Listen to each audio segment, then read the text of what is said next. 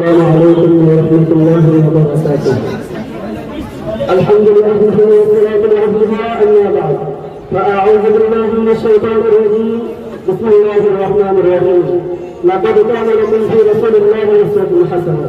وقال رسول الله صلى الله عليه وسلم: تركت فيكم أمرين لا يتبلغ أنيسكم بما كتاب الله وسنة رسوله.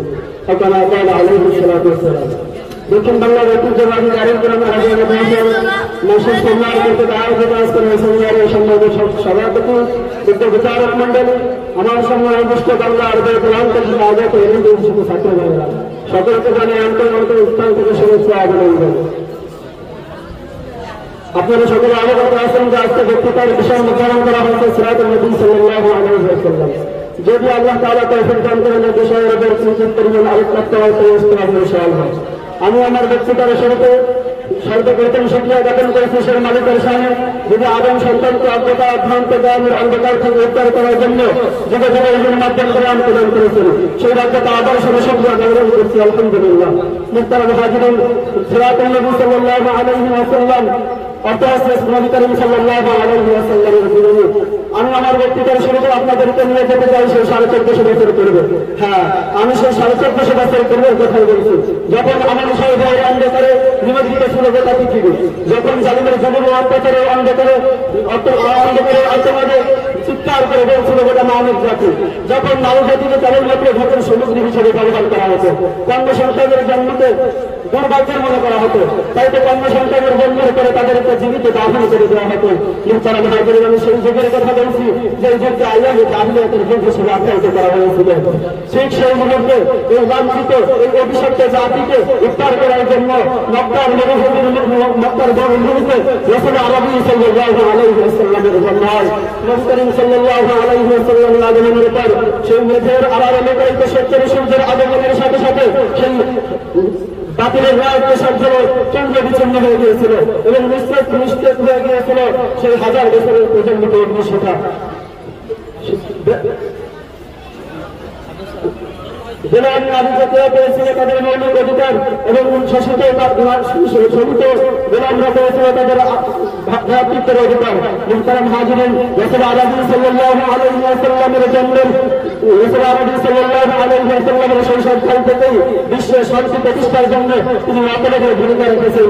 তাই তার ধারাবাহিকতায় তিনি যখন শৈশবে থেকে একটু বড় হয়েছেন তখন তিনি সমসাময়িকদেরকে নিয়ে তিনি হিন্দু নামক শান্তি সংঘ প্রতিষ্ঠা করেন এবং তাদেরকে নিয়ে পুরো মক্কার যত জালিম ছিল, যত জুলুম অত্যাচার ছিল সব কিছু বের করেন। এই সমস্ত গুণাগুলো দেখে রাসূল আরবী সাল্লাল্লাহু আলাইহি ওয়াসাল্লামকে মক্কার মানুষেরা আল্লাহর নবীতে বসাতে পারেন। রাসূল আরবী সাল্লাল্লাহু আলাইহি ওয়াসাল্লাম এভাবে করে তিনি জয়দান কালকে তিনি আল আমিন উপাধিতে মানুষের মধ্যে আস্থা ভাজন হয়ে তোমার জয়দান কালকে অতিবাহিত করেছেন। যখন 40 বছর উপনীত হলেন তখন আল্লাহ পাক রব্বুল আলামিন তার পবিত্র কালামে শহীদ করে পেলেন। এই মহামানব যখন নবীর প্রাপ্ত হলেন তখন রাতের পর তার উপর জুলুম অত্যাচার আর অত্যাচার শুরু হয়ে গেল। তার উপর যখন জুলুম অত্যাচার শুরু হলো তখন তিনি আর মাতৃভূমিতে থাকতে পারলেন না। তখন নবী সাহাবীদেরকে নিয়ে তিনি মক্কা থেকে মদিনায় হিজরত করে গেলেন। যখন মক্কা থেকে মদিনায় হিজরত করে গেলেন তখন সেখানে যে সুন্দরভাবে ইসলামের দাওয়াত পরিপূর্ণভাবে দিতে পারছিলেন না, কারণ কুরাইশ কর্তৃক ষড়যন্ত্র এবং মক্কার কাফের মদিনার কাফেরদের নির্যাতনে সেখানে সুন্দরভাবে ইসলামের দাওয়াত দিতে সক্ষম হলেন না। তাই তো সেখান থেকে আল্লাহ পাকের জমিনে আল্লাহর দিনকে প্রতিষ্ঠা করার জন্য শুরু হলো তার সংগ্রামী জীবন। কিন্তু রাসূল করিম সাল্লাল্লাহু আলাইহি ওয়াসাল্লাম সরাসরি 23টি গাজিয়া নেতৃত্ব দিয়েছেন এবং প্রেরণ করেছেন 43টি সারিয়া।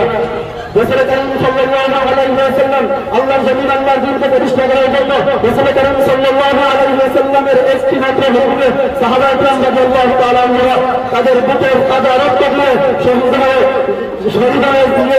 শহীদের তামান্না বুকে নিয়ে শহীদ হয়ে তাদের জান্নাতের মেহমান হওয়ার জন্য সবাক্ষণ প্রস্তুত ছিলেন। মুহতারাম হাজিরিন, তাই তো আল্লাহ পাক রব্বুল আলামিন রাসূল করিম সাল্লাল্লাহু আলাইহি ওয়াসাল্লামের সাথে বলেন, লাকাদ কানা লাকুম ফি রাসূলিল্লাহি উসওয়াতুন হাসানাহ। তোমাদের মধ্যে থেকে রাসূল করিম সাল্লাল্লাহু আলাইহি ওয়াসাল্লামের মধ্যে রয়েছে উত্তম আদর্শ। তার সাথে সাহাবায়ে কেরাম রাদিয়াল্লাহু তাআলা নিশ্চিত গেলে তারা সোনার মানুষে পরিণত হয়েছিল। তাদের সাথে নাজিল করেন রাদিয়াল্লাহু আনহুম ওয়া রাদিয়ান মুহতারাম হাজিরিন আমি বলতে চাই রাসূল করিম সাল্লাল্লাহু আলাইহি ওয়াসাল্লাম উপাল্লেখান সেই সন্তান যে সন্তান উনাদের পরবর্তী জীবনে মাদার জীবনের পর আজ যদি বলা হয় তাহলে সে সাধনা তাহলে রাসূল করিম সাল্লাল্লাহু আলাইহি ওয়াসাল্লামের রেখে যাওয়া আদর্শকে আল্লাহ তাআলা আমাদেরকে আমাদের বাস্তবিক জীবনে আমাদের পারিবারিক জীবনে সামাজিক জীবনে অবস্থায় করার তৌফিক দান করুন। আখির দাওয়ানা আলহামদুলিল্লাহ।